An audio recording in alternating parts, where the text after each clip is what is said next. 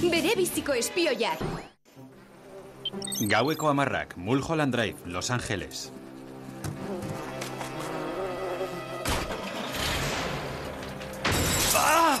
Zer gau, baina...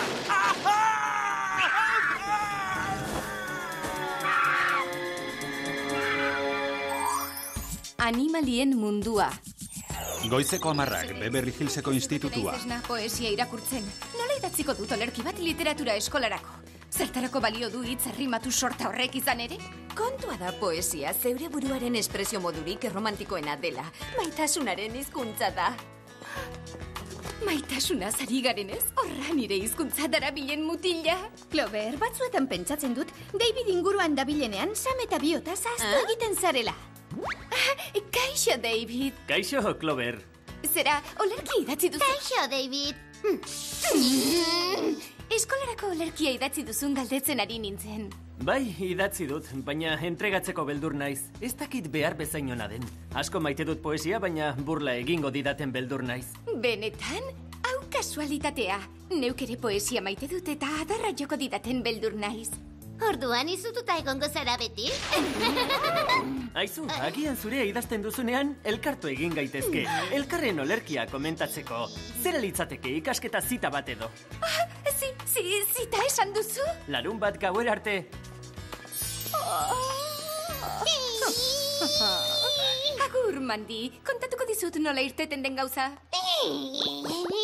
Olerkizita, bosta xola niri. Nik aukeran nahiagoa zazkal pintatu berriak lehortzen ikusi. Tira, ze ari zinen esaten? Zera, David tartean dabilenean, ez diguzula bat ere kasurik. Horreko gorarazten dit nire arropa saltzaileari deitu behar diodala, itzordu horretarako jantzirik onena aukeratzeko.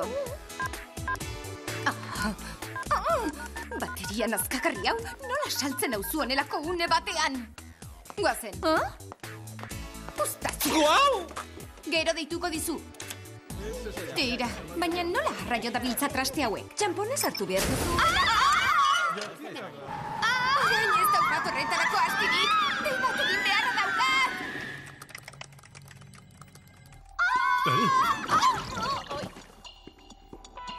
Primeran, ez dut ikasiko ordaindutako telefonoak erabiltzen. Kaixo, andereñoak. Kaixo, Jerry. Jerry, ez da daukazu beste agenterik. Itzordua daukat Davidekin, Ez eta... dugu astirik, Clover. Zeuek behar zaituztet bortxazko baiketa misteriotsu batzuk ikertzeko. Zorionez, biktimetako batek erasoa saiestu ahal izan zuen eta etxean dago. Eta ari bisita egitera joan beharko dugu, ez da? Horixe, eta aztu baino lehen. Gogo biziz gonbidatzen zaituztegu Pekingo zoologikoan egingo den BUP erakundearen jaialdira. Primeran pasatuko dugu. Itxura txarrekoa izango da Leoi Nabar larruzko gona eramatea? Gezurrezkoa bada, Leoi Nabarrei bost axolako die. Eta jakizue derrigorrezkoa dela jaialdira joatea. Hala bada, baietz erantzungo diet. Nik ere bai. Hau ondamendi hutsa da. Jaialdia eta Davidekin dudan zita egun berean dira. Mutilak etorri bezala doaz, baina erakundea betiko da. Hona hemen lantresnak, dortoka oskolezko betaurreko handigarriak. Suge larru faltsuzko poltsa jauzgailuak. Eskuila sare jaurtigailua. Erloju eskanerra. Eta larru sintetikozko neskentzako gerriko lasoa. Zoragarria nire praka berriekin jantzeko. Eguerdiko 12:05 gutxi, Jakoben etxea. Zoologo bat da. Ara, begira arramazka hauei. Jakobek azazkalak zaindu eta manikura egin behar luke. Azazkalak? Atzaparrak ematen dute? Nor da bilor? Zuk izandako erasoa ikertzera gatoz.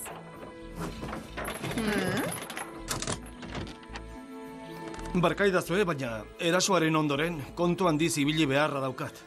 Baldakizu erasotzailea nor izan zitekeen edo? Nik ez daukat inolako etxairik, benetan. Denek maiten haute, jaietako gatza eta piperra izaten naiz. Enuke jaiorretan agertu nahi. Gauza bat ziurra da. Erasotzailea hotza eta bihozgabea zen. Hego Amerikako hartz zuri oso bakan baten larruarekin egindako belokia zeraman. Bihozgabea eta oso gaizki jantzia. Larrua ez dago bat ere modan. Utziko aldiguzu etxea harakatzen. Bai, jakina. Te pixka bat egingo dut. Horixe da egunotan lasaitzen naben gauza bakarra. Esan aldiozu Davidi itzordua atzeratu beharko duzula. Ez, eta benetan izutzen hau. Badakit burlak min handia egiten diola, baina tira egin beharko dut. Kaixo, David, Clover naiz. Zera, gauza bat esan behar dizut. Kaixo, Clover, entzun itzorduari buruzko olerki hau. Itzorduari buruzko olerkia idatzi duzu? Clover, zeu zara munduan onena, itzorduaren zain, burlarik ez duena. Orain, irakurri da zure olerkia. Aizu, David, zera, arroian sartu gara. Ez dizuten zuten. Eguna ezin ote daiteke gehiago okertu.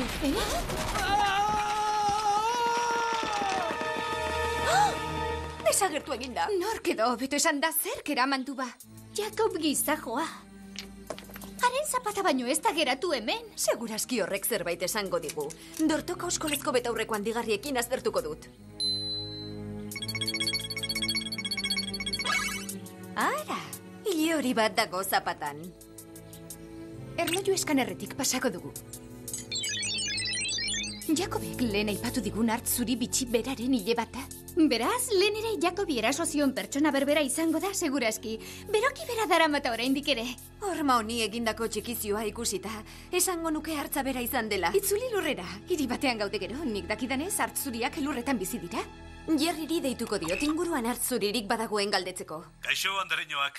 Jerry, begiratu inguruan zoologikoren batean edo hartzuririk badagoen. Ikus dezagun...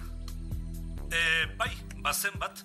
Baina duela gutxi ez egin du eta bitxia da, baina Pekingo Zooan bizi zen. Jaialdia egingo dugun leku berean. Eta hori aipatuta ze eskaini behar genuke jateko patata entxalada alambrosia. Ez bata ez bestea, mila esker Jerry, presaka nabil. Baina...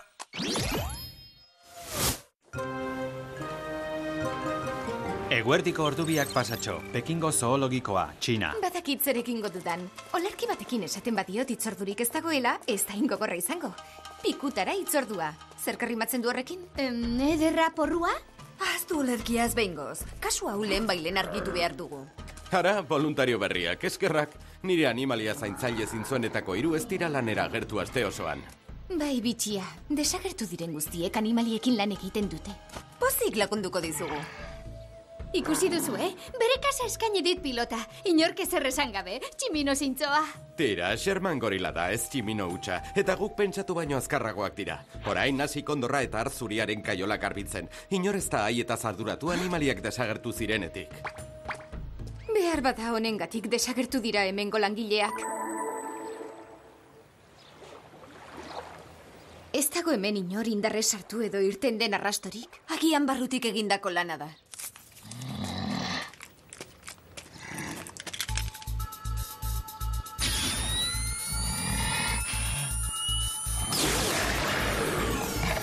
Aupa, Sherman. Honek banana sorta batek baino urrutirako eramango zaitu. Haizu! Zertan zabiltza hor?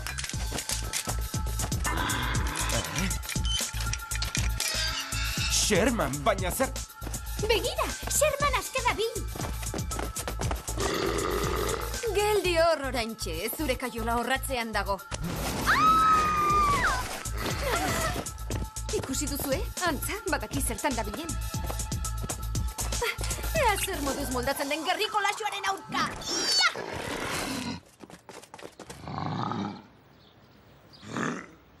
Tira, neskak, ez gero azkarregi postu. Oso bizkorra naizetan izuen gailu ergelen atzaparretan erortzeko. Agur, Andreak. Hemendik aldegin beharra daukat. Sekulako ustekabea da hau, bai? Nor da orain hemen bizkorrena? Ez dut zuen biurrikerietarako astirik. Ai, utzen azazu orain tximino eroanakoa. Bale, zarrapatu du. Nola usartzen zara, pertsona naiz ni. Aizu, aluzinatzen ari naiz edo gorila horrek autuan aldegin du ales hartuta. Ales bera baino gidario bea izango alda. Hau erokeria. Gizon batek pistola moduko honekin jo du Sherman buruan eta halako batean gorilak gizatrebetasunak bereganatu ditu. Traste hau izango te daba Shermanen jokabide aldaketaren arrazoia. Lerde kontuetan ez da gehiegi aldatu. Aturretan blai utzi nau. Gidatzen badaki, tindategiko faktura ere ordaintzeko moduan dako. Barrura itzuliko naiz berehala, gainerako animaliak seguru dauden ikusteko. Eta guk agintariekin hitz egin behar dugu alesen berri emateko. Badakit birziklatzeaz kezkatzen zarela, baina zapirik behar baduzu eskatu. Erloju eskanerretik pasako dut hau. Shermanen txistuak agian zerbait esango digu. Shermanen ADN-a tximinoarena eta gizakiarena da erdibana. Bitxia, Jerriri deituko diot. Kaixo, neskak, zer deritzozue azaen txaladari lagungarri gisa? Benetako laguntza hemen behar dugu, Jerry. Gorila iztun eta gidari batek ales baitu du. Bai, ADN lagin oso bitxi bat bidali dizugu. Ikusten dut eta oso bitxia da bai. Gizakiari dagokion ADN-a zoologo batena da. Ez dakit norena den gorilari dagokion beste erdia. Jerry, daukazu zoologoaren helbiderik. Oraintxe bidali dizuet. Eta neskak, gogoan izan ales askatu eta arazoa lehenbailen konpondu behar duzuela. Gogoan dugu bai, egon lasai, Jerry. Ea ba, zoologoa ikusi eta haren ADN-a Shermanen txistuan zergatik dagoen aztertu behar dugu.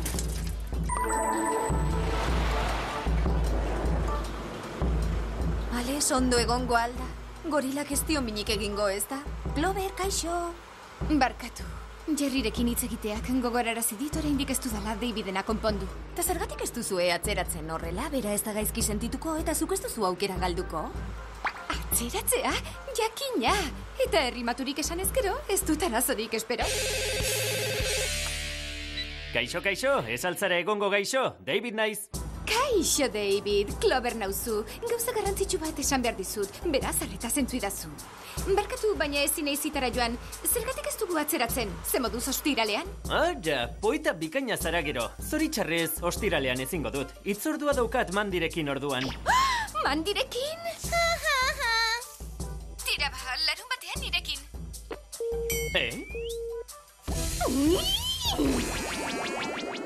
Arratsaldeko 3:25. Animalientzako ospitale abandonatua.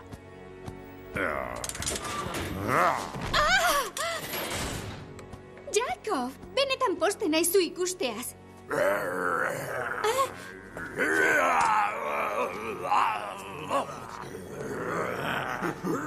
Zer egin diezu baina?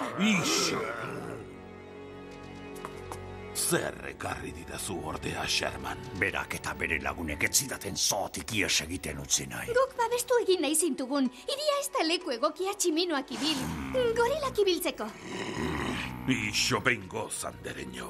Dirudienez nire plana poliki-poliki gauzatzen ari da. Zoriondu egin behar zaitut, Sherman, lan bikaina. Mila esker, jauna. Zure lan eskuzabalagatik espalitz, animalia gisa biziko nintzatekeen oraindik. Leku honek garaiobeak izan ditu antza. Animalientzako ospitale horri oso usain txarra hartzen diot nik. Begira atzapar marka hoiei. Atzapardun zein animalia da bilbian katan lauan katan ibili beharrean. Hau ere itxita dago. Goitik sartu beharko dugu. Eutxio zugogo.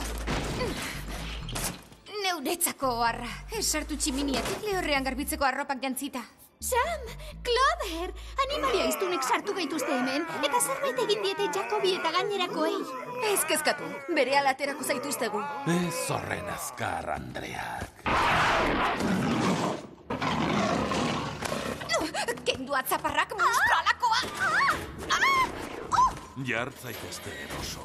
Hauxe izango da zuen etxea hemendik aurrera. Ez dakit ze asmo duzun lagun, baina nekez edukiko gaituzu hemen luzaroan. Nien nahi zuen laguna. 8 doktorean nauzue. Eta nire asmoa da luzaroan kaiolatan bizi behar izan duten animaliak. Gizakien aurka altxaraztea. Barkatu, baina ez alda ikaragarri ironikoa ero honen izena hain justu 8 izatea. Zurea da gorilarenarekin nahastutako ADN-a? Nire ADN eraldatzailearen lan bikaina da. Honi esker, animalien ADN-a eta neurea nahastu egin daitezke. Eta horrela haien burmuinen indarran ditu. Orain, nire ADN-a pasaraziko diot laborategiko xagu arruntorri.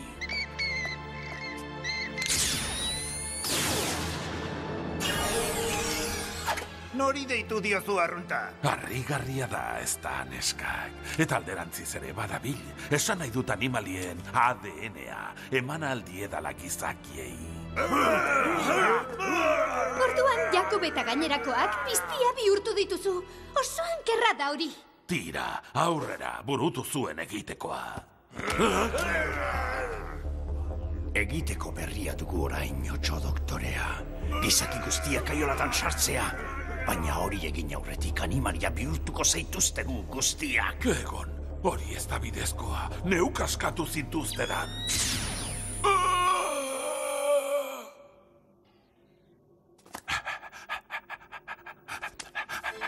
Sekulakoa da eta beldurra ematen du. Hala ere ez da horren txarra. Aurrera, nahi arrebak, geure buruak askatzeko ordua da. Eta gizakiak erabat eta betiko menderatzeko ordua. Bihurritza zutenak animalia. Dirudienez, Otxok ez du aurre ikusi animaliak oldartu egingo zitzaizkionik. Askanazazu astu alakoa! Ixo, aster egongo nezuekin ere! Hemendik irten eta zerbait egin behar dugu. Pizti horrek Clover ez dakit zer bihurtu baino lehen. Horra, kanporako txartela. Onaino erakarri behar dugu. Aha, agian honekin.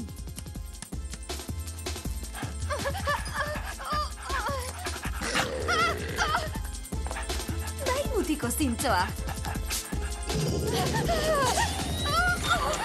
Aizu, lehoi erregar!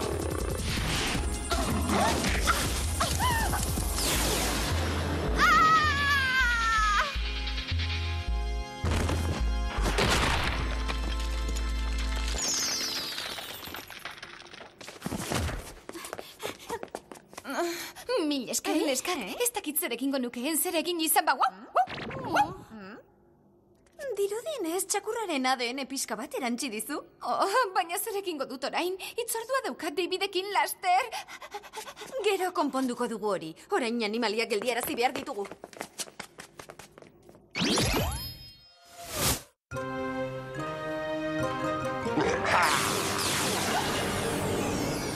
Mila esker, Sherman, zoragarria da azkenean aske izatea. Ez horregatik, boterea animalientzat!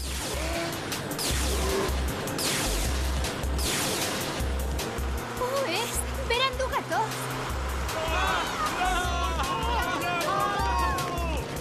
Adam larri dabil. Eutxi, autoa atean jarriko dugu piztiak irire irten ez daitezen.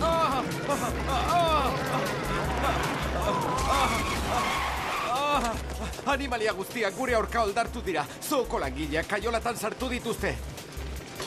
Ni ere posten naizu ikusteaz, Clover.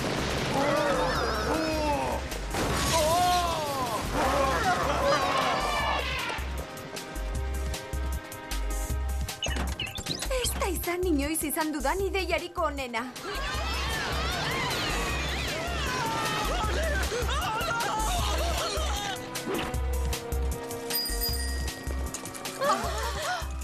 Sakabanatu eta inguratu egingo ditugu. Baina inguratu nola? Gure tresnekin. Ez da pentsatu ere, Clover? Nik dakidala, zu oianeko erregea zara, ez irikoa!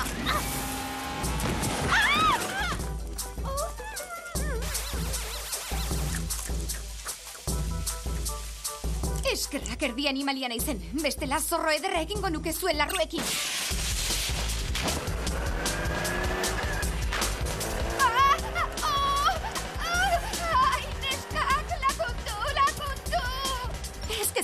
Zoan aurkitutako tresnarekin aldatu egingo dut makinaren erabilera.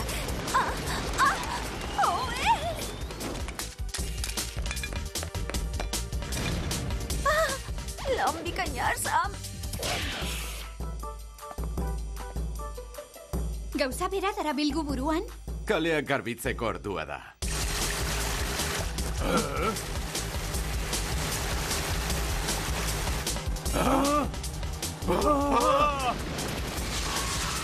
Zoragarri lagunok, piztia guztiak zora doaz bueltan. Ongi irten da. Piztia guztiak ez doa zora. Askanazazu tximino alu. Ez niri tximino deitu gero. Amaitu da gizakien garaia. Piztiok menderatuko dugu lurra. Ales, Torio! Sentitzen dut zure asmoak zapustu beharra, baina Tori, tximino jauna. Ai! Ara, ongi irten da. Ale, sugela rufa faltsuzko poltsa jauzgailua! Ai, eskerrak. Horretarako dira tresnak? Orain lehen gora itzuli behar ditugu gainerako animaliak. Wow! Baita zu ere, Clover? Arratsaldeko 6:04, Pekingo zoologikoa, bupen urteroko jaialdia. Berriz ere lan bikaina egin duzue. Horri esker animaliak kaiolatan zein gaizki bizi diren jakin dugu behintzat. Eskerrak zoologikoa erreserba natural bihurtu duten. Orain berriz ere denok pozik. Denok Clover izan ezik, jakina. Azkenean ez daukat aukerarik. Davidi deitu eta itzordua bertan bera utzi beharko dut. Bai, nor da? Kaixo, Clover naiz. Entzun oso berritxarrak ditut. Baita nik ere, ez dakit nola esan Clover, baina bertan bera utzi behar dut itzordua. Bai? Bai, aztuten eukan bertoko animalientzako aterpetxean lagundu behar nuela. Barkatu. Ezin dut sinetxi, izugarri zera, baztertua sentitzen naiz. Tira, utzi egin behar zaitut, zain ditut animaliak. David? Egon, ez zaitez joan, ezin dut onelako burlarik jasan.